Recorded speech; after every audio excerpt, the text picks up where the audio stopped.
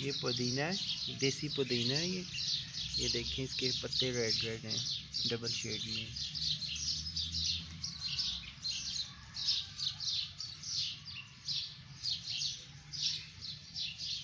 ये खूबसूरत पत्ते हैं इसके, ये भी आप घर में ग्रो करें।